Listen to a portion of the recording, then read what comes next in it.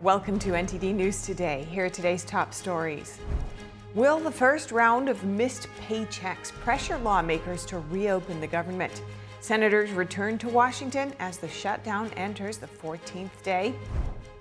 Long-range Tomahawk missiles to Ukraine could be on the agenda as President Trump meets President Zelensky this week. Meanwhile, talks between Trump and Chinese regime leader Xi Jinping look to be on track. The U.S. and China are charging additional port fees on each other's shipping firms. What to know about the new front in the trade war? President Trump will host Argentine President Javier Milei at the White House today.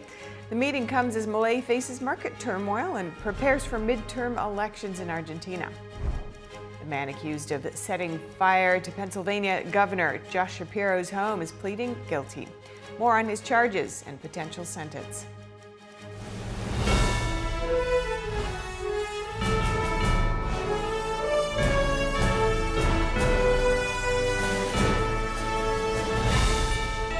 This is NTD News Today, live from our global headquarters in New York City. Today is Tuesday, October 14th. I'm Stephanie Cox. The Supreme Court today rejected an appeal from Alex Jones and left in place the $1.4 billion judgment against him. The InfoWars host was found liable for defamation and inflicting emotional harm after describing the 2012 Sandy Hook Elementary School shooting as a hoax.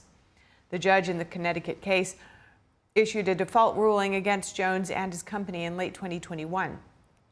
The judge convened a jury to determine how much Jones would owe. Jones has argued that the judge was wrong to find him liable without holding a trial on the merits of the allegations. The Supreme Court justices did not comment on their order. Lawyers for Jones told the justices that the plaintiffs would be unable to collect the entire judgment after he filed for bankruptcy in late 2022. Jones is appealing a separate $49 million judgment in a similar defamation lawsuit in Texas. And the suspect accused of setting fire to Pennsylvania Governor Josh Shapiro's home earlier this year has pleaded guilty. 38-year-old Cody Allen Balmer pleaded guilty to all counts except homicide, aggravated arson, and terrorism. Balmer is accused of firebombing the governor's home on the first night of Passover this year on April 13th. Balmer reportedly said he targeted the governor in part because of his stance on the war in Gaza. The man faces 25 to 50 years in prison and a fine of up to $100,000. Following the attack, Shapiro said, quote, "This kind of violence is becoming far too common in our society." He added that he doesn't care if it's coming from one particular side or other.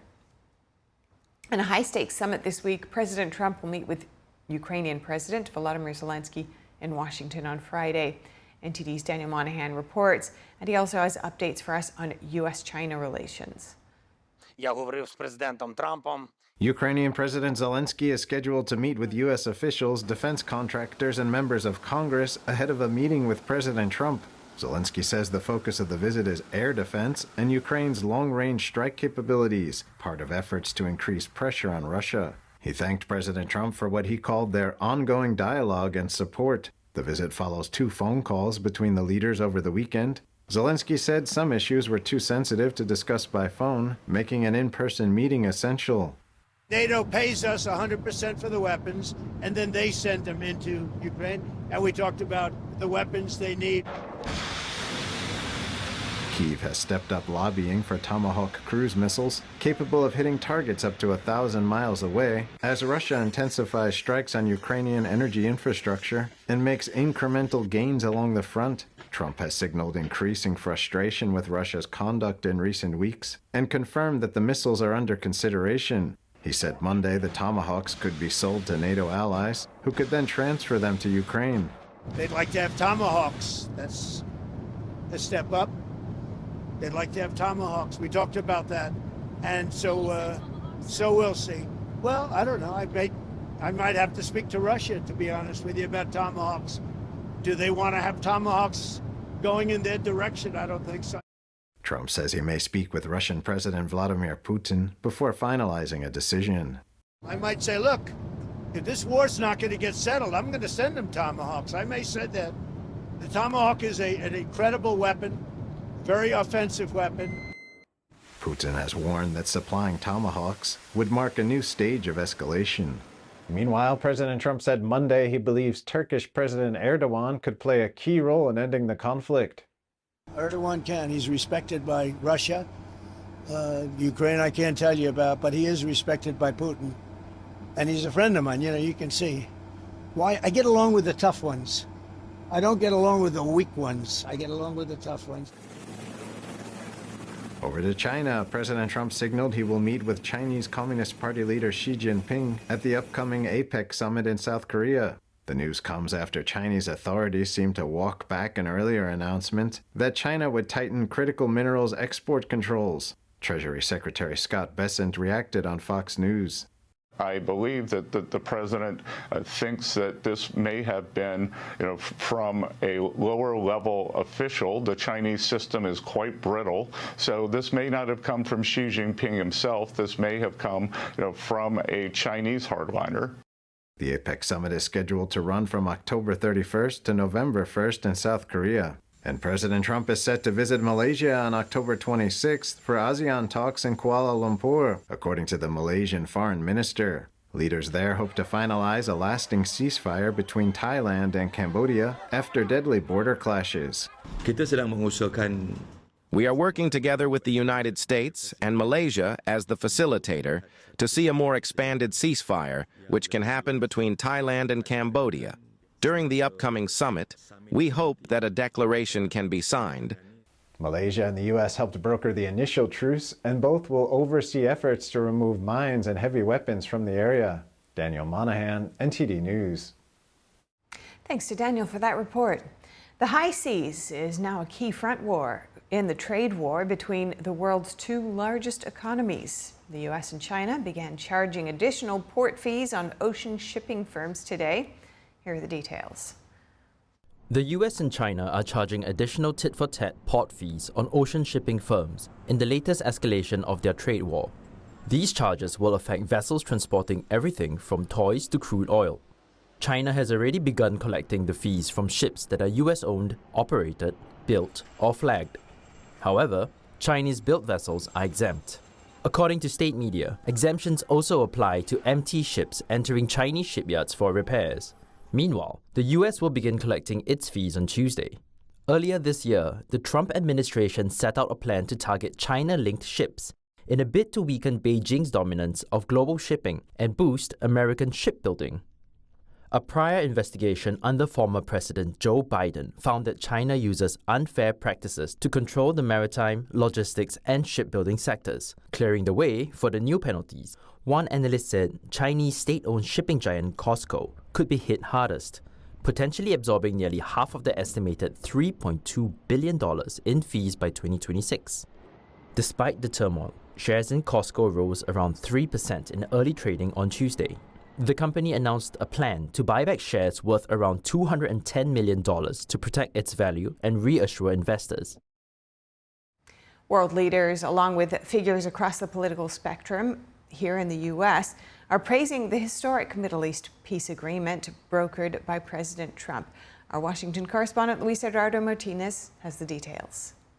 Mr. President, you stand before the people of Israel not as another American president, but as a giant of Jewish history. You, President Donald J. Trump, are a colossus who will be enshrined in the pantheon of history. President Trump received a standing ovation at the Israeli Knesset, where he also opened the door for future peace negotiations with Iran. European leaders also highlighted how the ceasefire in the Middle East was a Trump administration accomplishment. I think he has a huge importance in, it's his deal. He put all the pressure on it. And of course, other countries helped, particularly Qatar, Turkey, and Egypt. But I think a lot of countries pushed on pressure, also Netanyahu. But I think Trump deserves all the credit. Leaders in the Middle East also acknowledge how any lasting peace and the successful implementation of the phase 2 of the ceasefire agreement between Israel and Hamas will depend on the continuous engagement of the Trump administration in the region. We have to keep President Trump engaging, and that's very, very important because it's all about his engagement, it's all about his vision, and he's the one who's able to deliver and to end this war and to bring an end to the whole conflict of in the Middle East. President Trump, who is genuinely a man of peace, who has relentlessly and untiringly worked throughout these months, day in and day out, to make this world a place to live with peace and prosperity. And in the U.S., former political rivals of President Trump, like Hillary Clinton, and sitting U.S. senators like Senator Mark Kelly of Arizona, put national politics aside to acknowledge the historic accomplishment of the Trump administration. Really commend President Trump and his administration, as well as Arab leaders in the region, for making the commitment to the 20-point plan. I think he should get a lot of credit. I mean, this was his deal. Democratic Senator John Fetterman posted on social media that peace should be bipartisan, celebrated, and built upon. Reporting from Washington, D.C., Luis Eduardo Martinez, NTD News.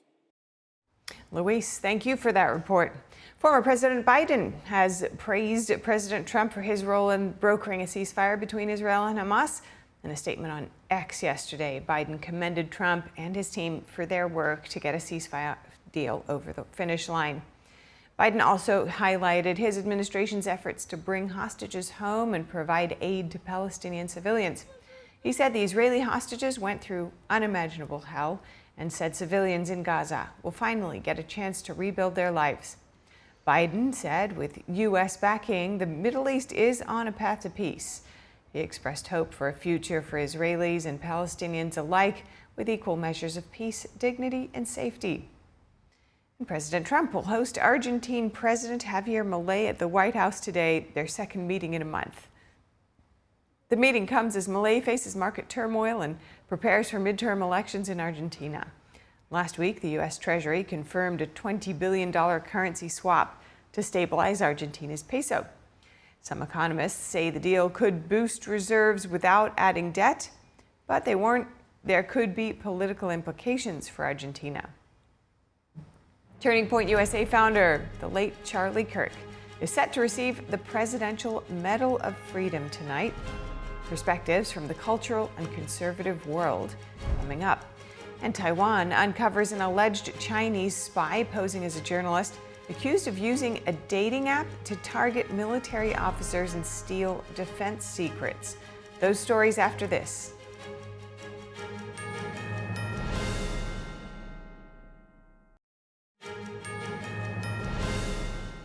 Welcome back. President Trump will posthumously award the Presidential Medal of Freedom to Turning Point USA founder Charlie Kirk today at the White House. The ceremony is scheduled for 4 p.m. Kirk's wife, Erica, will accept the nation's highest civilian honor on his behalf. Kirk was assassinated last month during an event at Utah Valley University. President Trump credited the father of two with helping energize young voters and playing a key role in his 2024 campaign victory. The president called Kirk a champion of liberty and a giant of his generation. The medal ceremony coincides with what would have been Kirk's 32nd birthday. And to discuss Trump bestowing the Presidential Medal of Freedom on the late Charlie Kirk, we're joined by We the Studio's co-founder, Kara Leopold. Kara, good to have you with us today. What do you think it means for our country to have Charlie receive this award today? I think it's a great honor, and to live at this moment and see the youngest of our generation being more conservative than ever speaks volumes to the kind of man Charlie Kirk was. We think it's absolutely appropriate that he is receiving the highest civilian honor, and we are, in all of the mourning, we are honored to be here and see, the next generation really take it to the next level and let his legacy live on. And your company champions traditional families, something that Charlie Kirk also strove to do. As you see it, what might be missing in many American families that both you and Charlie have been striving to bring back? Traditional American family is everything. There goes the father, there goes the family, right? And so at We the Studios, we are really highly focused on glorifying the nuclear family, on husbands and wives, and having children and getting married young. We need to get back to basics. It's really that simple. You have a nuclear family, you have a mom and a dad, and you raise these children with love and values. It will strengthen our country. Single fatherhood is probably the greatest enemies that we have, and we're being told continually by our culture that it's okay to have a child out of wedlock, and that it's encouraged to have a single parent household. And sometimes that's completely unavoidable, and we recognize that. But sometimes it should be by design, and that it'll strengthen our country if we really can have two parents in the household raising good kids with values. And when we last spoke, you called on conservative Americans to lean into and further embrace their values. What does that look like to you beyond the family? Really just living and leading by example. There has to be something a little bit greater than what we want. Sometimes what we want isn't exactly what we need. And so what we try to do at We the Studios is show real people in everyday situations. And, we hear this thing sometimes on social media, live your best life. Well, sometimes living your best life isn't doing exactly what you want. It's living by a set of values that hold you accountable every single day for every action that you take. And if you live by that, that will guide you accordingly, and that will give you a good set of rules to live by. Now, Charlie sought to open dialogue on sensitive issues. That's become more widely known since his passing. It strikes me that arguably you both chose active yet positive or nonviolent forms of activism. Talk to me about the ethos behind your approach and how it fits with your values. So it's real simple at We the Studios. We focus on reality TV, telling stories of real American families. And what we do at We the Studios is we highlight people at their best versions of themselves, because we want to show the general public and our subscribers that, it's not a story. We're not sitting in a boardroom writing these, situations. It's not directed. These are families that are choosing to live by a certain set of values, which are traditional American values. And we're seeing how their lives play out, with the hope that people will recognize themselves in these families and choose to live this way exactly. Changing the culture. I know Charlie was highly focused on that too. And We the Studios, that name, was inspired by We the People. What's your message for people who might disagree on sensitive cultural issues for a unifying way to move forward as one nation? Well, I think the biggest message that we try to, even in business or every single day life and being a value-driven individual, is just stop and take a breath, really evaluate the situation, and don't act out of haste or out of emotion. Just kind of reevaluate things and just kind of slow down a little bit. And usually when you take a step back from a heightened situation or a very emotional situation, cool heads will prevail. And those are the type of stories that we're actually showing and highlighting on We the Studios. And finally, a short amount of time has passed since Charlie Kirk was assassinated. Of course, the nation is still dealing with that and coming to terms with that. There's been a lot of change since then that's been documented. As you mentioned, young people really rallying behind his message, as the data shows. But what's your message on this particular day when the president is about to bestow the Medal of Freedom upon him posthumously? What's your message for this day and this time as the nation observes? It's a great honor to be a mother of 4 young sons. And my oldest of my sons actually expressed to us on a day like today that he looks up to Charlie Kirk, and he's looking forward to leading the torch and getting married young and starting a family at a young age with conservative values. So it's a great honor. Charlie's legacy will live on. I believe it's truly just getting started, and young men like my son and his friends, this generation, will definitely lead the torch, and they're paying attention big time. It's been great to speak with you today, Kara Leopold. As always, thank you. Thank you. Next, senators are returning to Capitol Hill today with no deal in sight to reopen the government.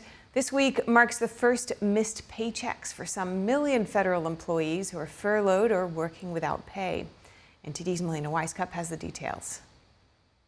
The Treasury Secretary said they're adjusting payment processes to ensure that active duty service members will continue to be paid during the shutdown in line with Trump's order given last week.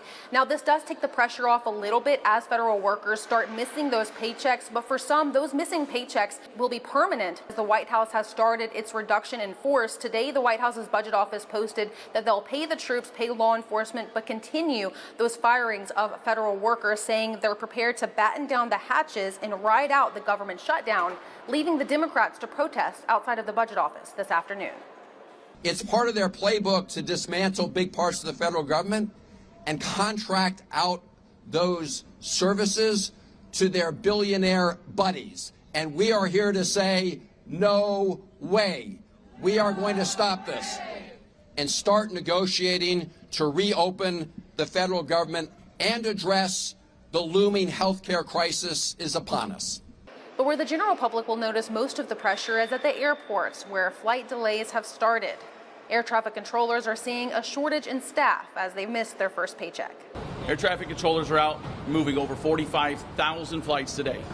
3 million passengers, tons of cargo that keeps America moving. And their focus is now on when they'll receive pay again.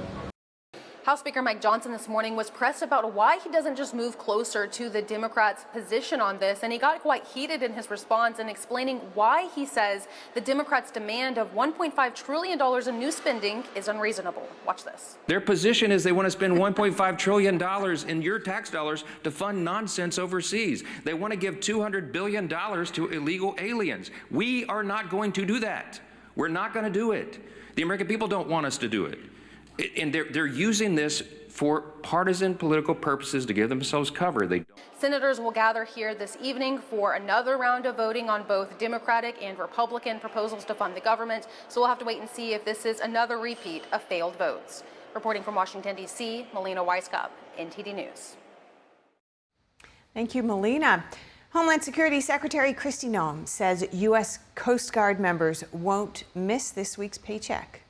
While the Coast Guard is a branch of the armed services, it's part of the Department of Homeland Security. Noem said in a statement today that her agency has worked out what she called an innovative solution to ensure the Coast Guard gets paid. The Coast Guard confirmed its members would receive a paycheck between October 15th and 17th. Military members were set to miss their first paycheck October 15th. However, President Trump said over the weekend the administration had identified funds to pay troops this week. New York Attorney General Letitia James struck a defiant tone during her first public appearance since being indicted on federal fraud charges. Here's James. We are witnessing the fraying of our democracy, the erosion of our system of government. This, my friends, is a defining moment in our history. You see, I know what it feels like to be attacked for just doing your job. But I also know what it feels like to overcome adversity. James took the stage during a rally yesterday for New York City mayoral candidate Zoran Mamdani. James called on supporters to protect what she called every norm and every rule of law, as she vowed she will not capitulate. Mamdani has been a vocal supporter of James, a longtime political nemesis of President Trump. On Friday, Mamdani joined other local Democrats in denouncing the federal charges James faces. Last week, James was charged with bank fraud and making false statements to a financial institution stemming from a house she bought in Norfolk, Virginia in 2020. And a new political showdown is taking shape in Maine, with the state's governor taking aim at a longtime Republican incumbent. Maine Governor Janet Mills announced today she's running for the Senate, setting up a major contest against Republican Senator Susan Collins in 2026. At 77 years old, Mills says she would serve only one term, arguing she's the Democrat best positioned to defeat the GOP veteran.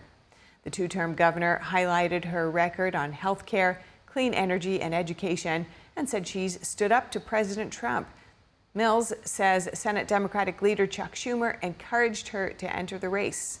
But she'll face competition in the Democratic primary with several candidates, including military veteran Graham Plattner and former congressional aide Jordan Wood, vowing to stay in. And communities along the East Coast are cleaning up after a powerful nor'easter battered the region for 3 days, killing at least one person and flooding coastal towns. Meanwhile, floodwaters are sweeping through some Arizona communities. Here are the details. In New York City, a state of emergency was in effect Monday as heavy winds and flooding turned streets into rivers. Authorities say a 76-year-old woman was killed in Brooklyn when a solar panel broke loose in the storm, hitting her on the head. Along the Jersey Shore, emergency crews rescued stranded drivers as floodwaters overtook roads. Water levels Monday afternoon were forecast to reach the two most severe flooding stages. The National Weather Service warned of widespread roadway flooding and closures. In Delaware, powerful waves chewed away at dunes and sent water surging into coastal neighborhoods. Voluntary evacuation orders were issued for parts of Bowers Beach as residents watched the shoreline vanish. You're looking at what the storm took away yesterday afternoon and yesterday evening. All these tree roots were under sand and dirt at the time before the storm. Thousands of flights were delayed or canceled at airports across the Northeast. Meanwhile, heavy rain and fierce winds have battered Arizona, flooding streets and leaving residential areas looking like rivers. In Tempe, officials say a powerful thunderstorm moved through neighborhoods yesterday, severely damaging several apartment buildings and displacing at least 130 people. Rescuers say one man died after his truck was swept away by floodwaters. The storm left tens of thousands without power and forced temporary closures at sites like the Phoenix Zoo. While the East Coast faces floodwaters and heavy surf, communities thousands of miles away in western Alaska are also in crisis. The remnants of Typhoon Halong have left two coastal villages in what officials are calling absolute devastation. The storm swept homes off their foundations and left at least one person dead and two missing. Alaska state troopers say they rescued more than 50 people in two coastal villages on Monday. Some locals say the storm was the worst they'd ever seen. Alaska senators say they will push for more disaster recovery and climate resilience funding. And members of Madagascar's National Assembly vote to impeach their president. The leader fled the country earlier in the week amid nationwide protests. An Afghan national is sentenced for threatening Nigel Farage. The British lawmaker responds to the court's decision. Those stories after this.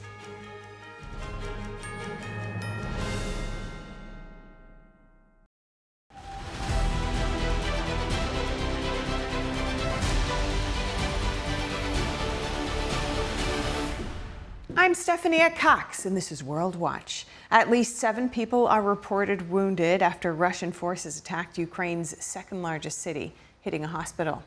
Ukrainian President Volodymyr Zelensky is set to meet with President Trump in Washington on Friday to ask for Tomahawk missiles. The request comes as European military aid for Kyiv dropped sharply. Zelensky is asking foreign countries to provide more air defense systems. He says Russian strikes hit power plants, power lines, and natural gas facilities. The strikes are believed to be part of a campaign to disable Ukraine's power supply. This denies civilians heat and running water during the bitter winter. An Afghan national received a 5-year prison sentence today after he was found guilty of threatening to kill Nigel Farage. The leader of the Populist Reform UK party responded. I've got mixed feelings. It was right to bring this case. I'm happy with the sentence. I'm happy with the win. But I repeat, in 18 months' time, this violent criminal will be free on our streets. Thank you. Faiyaz Khan was convicted last week of threatening to kill Farage in a TikTok video posted in October 2024. Prosecutors said Khan posted the video saying the words "pop, pop, pop" while making gun gestures. Khan denied making a threat to kill, telling police the video was not a genuine threat. Farage described the video as, quote, chilling. Khan pleaded guilty to a separate charge of attempting to enter Britain illegally.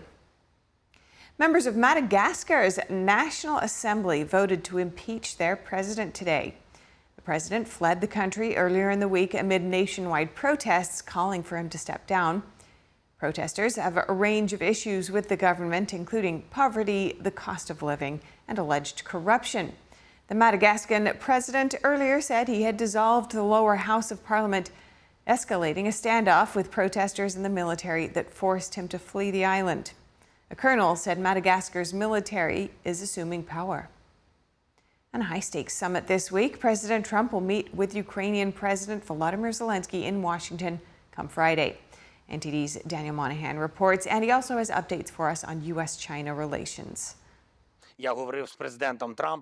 Ukrainian President Zelensky is scheduled to meet with U.S. officials, defense contractors, and members of Congress ahead of a meeting with President Trump. Zelensky says the focus of the visit is air defense and Ukraine's long-range strike capabilities, part of efforts to increase pressure on Russia. He thanked President Trump for what he called their ongoing dialogue and support. The visit follows 2 phone calls between the leaders over the weekend. Zelensky said some issues were too sensitive to discuss by phone, making an in-person meeting essential. NATO pays us 100% for the weapons, and then they send them into Ukraine. And we talked about the weapons they need. Kyiv has stepped up lobbying for Tomahawk cruise missiles, capable of hitting targets up to 1,000 miles away, as Russia intensifies strikes on Ukrainian energy infrastructure and makes incremental gains along the front. Trump has signaled increasing frustration with Russia's conduct in recent weeks and confirmed that the missiles are under consideration. He said Monday the Tomahawks could be sold to NATO allies, who could then transfer them to Ukraine. They'd like to have Tomahawks. That's a step up. They'd like to have Tomahawks. We talked about that. And so we'll see. Well, I don't know. I might have to speak to Russia, to be honest with you, about Tomahawks. Do they want to have Tomahawks going in their direction? I don't think so. Trump says he may speak with Russian President Vladimir Putin before finalizing a decision. I might say, look, if this war's not going to get settled, I'm going to send them Tomahawks. I may say that. The Tomahawk is an incredible weapon, very offensive weapon. Putin has warned that supplying Tomahawks would mark a new stage of escalation.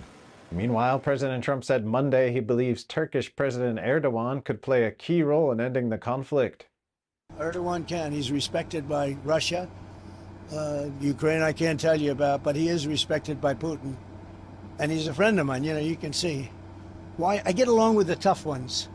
I don't get along with the weak ones. I get along with the tough ones. Over to China, President Trump signaled he will meet with Chinese Communist Party leader Xi Jinping at the upcoming APEC summit in South Korea. The news comes after Chinese authorities seem to walk back an earlier announcement that China would tighten critical minerals export controls. Treasury Secretary Scott Bessent reacted on Fox News. I believe that the president thinks that this may have been, from a lower level official. The Chinese system is quite brittle, so this may not have come from Xi Jinping himself. This may have come, from a Chinese hardliner. The APEC summit is scheduled to run from October 31st to November 1st in South Korea. And President Trump is set to visit Malaysia on October 26th for ASEAN talks in Kuala Lumpur, according to the Malaysian foreign minister. Leaders there hope to finalize a lasting ceasefire between Thailand and Cambodia after deadly border clashes. We are working together with the United States and Malaysia as the facilitator to see a more expanded ceasefire, which can happen between Thailand and Cambodia. During the upcoming summit, we hope that a declaration can be signed. Malaysia and the U.S. helped broker the initial truce, and both will oversee efforts to remove mines and heavy weapons from the area. Daniel Monahan, NTD News. Daniel, thank you so much. Next, a notorious human rights violator has its latest target. China's communist regime has launched a broad clampdown on pastors and members of one of the largest unregistered house churches in that nation. Zion Church says the regime launched a sweeping operation across 5 provinces, as well as in Beijing and Shanghai, late last week. It has detained or disappeared more than 30 church leaders and members. The statement was shared by China Aid, a Texas-based human rights advocacy group. The church stated that its places of worship were raided and sealed. Property was confiscated, and family members of church members were harassed. Secretary of State Marco Rubio says the crackdown demonstrates how the Chinese Communist Party exercises hostility towards Christians who reject party interference in their faith. Rubio called on the CCP to immediately release the detained church leaders. And we'll be keeping you updated there. Next, Taiwanese prosecutors have exposed a Chinese espionage plot involving an officer posing as a journalist. A Chinese intelligence officer posing as a reporter for the Epoch Times allegedly tried to recruit Taiwanese military personnel and gather defense intelligence. The bureau chief said the alleged spy leveraged widespread trust built up by the Epoch Times in Taiwan. The woman has been identified as a member of China's armed police in Shanxi province. Prosecutors say she used fake names and claimed to work for the Hong Kong bureau of the newspaper. Authorities say she met a former Taiwanese naval officer through a dating app in 2023, who later introduced her to a missile brigade officer. Both men are accused of sharing non-public military information in exchange for cash payments. The Epoch Times condemned the impersonation, calling it part of Beijing's wider campaign to discredit and infiltrate the publication.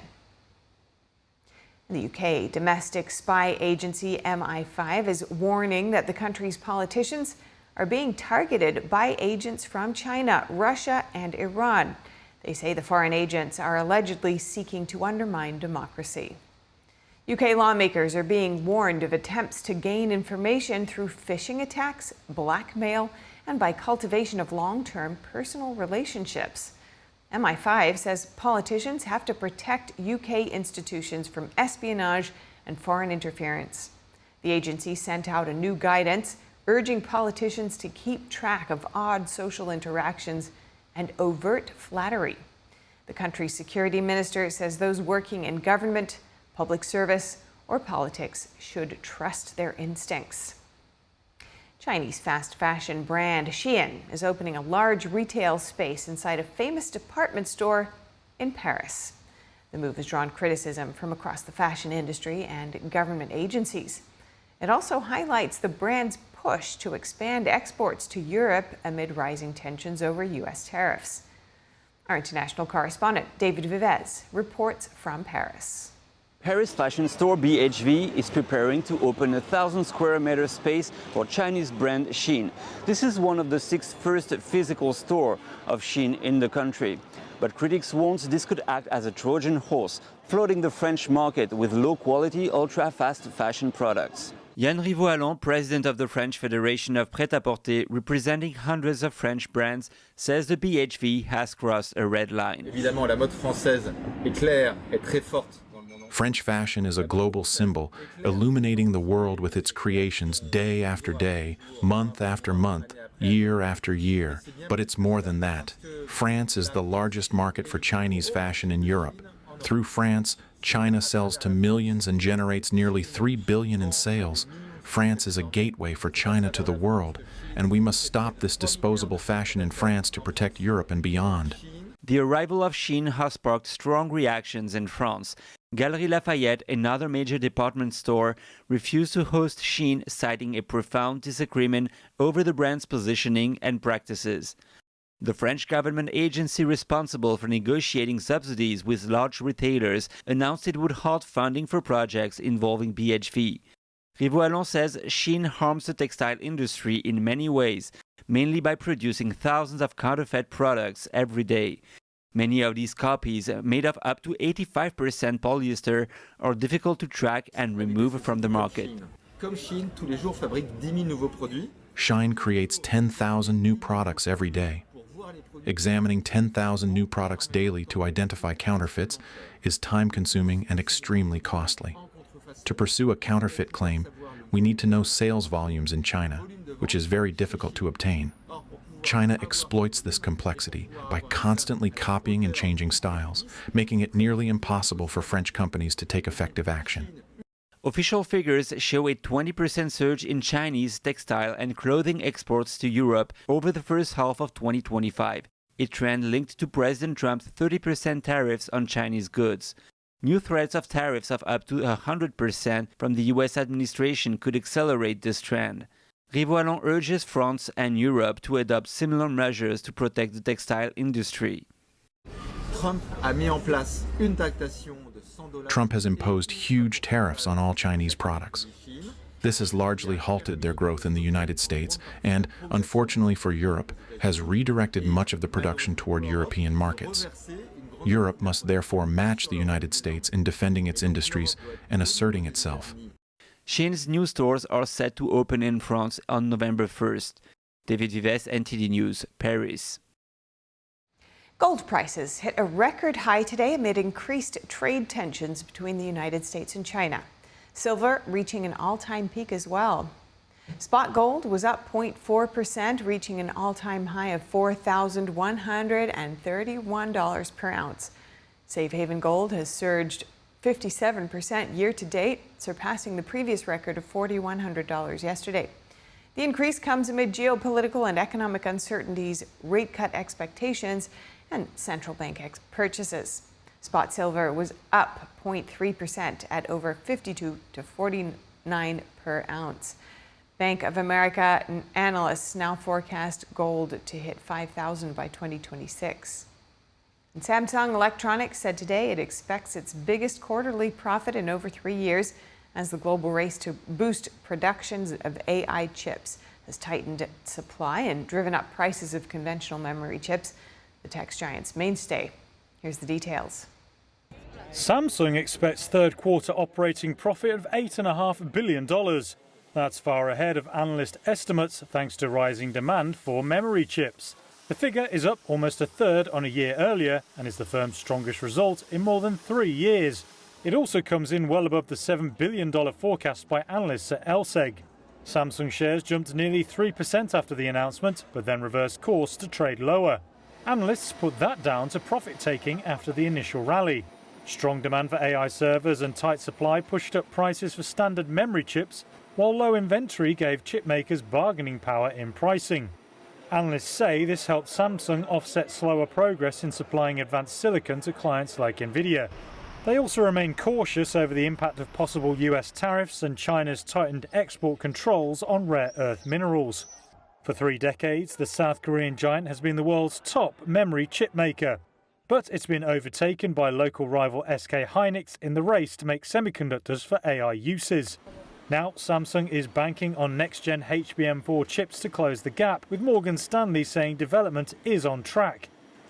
Commercial shipments are expected to kick off in 2026. Home kitchens in Washington state become bakeries. Volunteers churn out loaves of bread for people in need. We'll have that story for you very soon.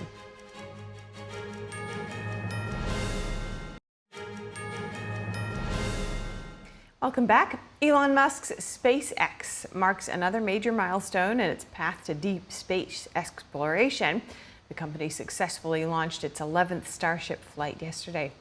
Crowds cheered at Starbase, Texas, as the Starship and its Super Heavy booster cleared the pad. It successfully touched down in the Indian Ocean 1 hour and 6 minutes later. The spacecraft exploded very shortly after splashdown, but SpaceX had said it was not intending to recover the vehicle, nor did SpaceX say that the explosion made the test a failure. This flight closes the chapter on the second-generation Starship, paving the way for the powerful V3 upgrade. That rocket is expected to have a significantly better engine, heat shields, and in-flight capabilities. NASA has praised the progress, calling it another major step toward landing Americans on the moon's south pole. And a 2,300-pound pumpkin took top prize at the 52nd World Championship Pumpkin Weigh-Off in Northern California yesterday. I'm not a professional farmer. I work at Rivian as an engineer in manufacturing engineering, so I work on electric vehicles as my day job and grow pumpkins as a hobby. I was in this position last year, but I lost by 6 pounds. This year was able to take the win, and that's really what the goal was this year, was to win one of the best, if not the best, pumpkin weigh-offs in the world. The massive pumpkin, it comes in at a similar weight to a small sedan or a large bison. Dawson says he's been growing giant pumpkins for 5 years. He says precision skills acquired at his job helped him with the right watering and sunlight for his pumpkin to grow. The pumpkin champ also claimed the $20,000 prize for growing his champion gourd. And home kitchens in Washington state have become volunteer bakeries churning out loaves of bread. They're part of a project called Community Loaves, which works to provide food for people in need. NTD's Andrew Thomas has more on their mission. Home baker Cheryl Ewaldson has baked nearly 800 loaves of bread in just 2 years, not because she loves carbs, but to help her neighbors. Her oven creations become donations. I liked Community Loaves because it's the opportunity for me to bake something and to share something with others in the community where they don't necessarily need to know who I am, but they know that there's a community that loves and cares for them. Former culinary school dean Catherine Curley is the founder of Community Loaves. She started the organization in Seattle when the pandemic hit in 2020. I was home, displaced from my own work, and loved to bake. And an idea sparked, would it be possible for us to help from our home get important, valuable nutrition to our food banks? Since then, the initiative has grown into a network of nearly 900 volunteer bakers. They're spread out across Washington, Oregon, California, and Idaho. According to Curley, Community Loaves has already donated more than 220,000 loaves since its founding. It makes us feel like we're becoming a bit of a supplier to that emergency food system, and it's all on volunteer power. Community Loaves expects to keep baking, filling bread baskets for families in need. Andrew Thomas, NTD News. Michigan first responders faced an unusual rescue, freeing a deer trapped in the middle of an interstate. The 4-point buck was first hit by a vehicle before becoming stuck in the concrete barrier separating the north and southbound lanes of I-75 in Auburn Hills. The rescue took about an hour yesterday. Afterwards, the deer was evaluated for any serious injuries. With just some bruising, the deer was released not long after its rescue. And another rescue mission in an Arizona canyon. A dog was airlifted to safety after getting injured during an early morning hike last week. Maricopa County authorities received a call requesting assistance. A hiker's dog fell and could not walk the rest of the trail. Authorities deployed a helicopter to the area. They used a special canine rescue harness to lift the injured pup into the aircraft. The dog and his owner were then taken to a local veterinarian for emergency treatment. Well, if you have any feedback on our show or have something you'd like to see us cover, send us an email at news.today@ntd.com. We'd love to hear from you. We'll cover more news right after this break.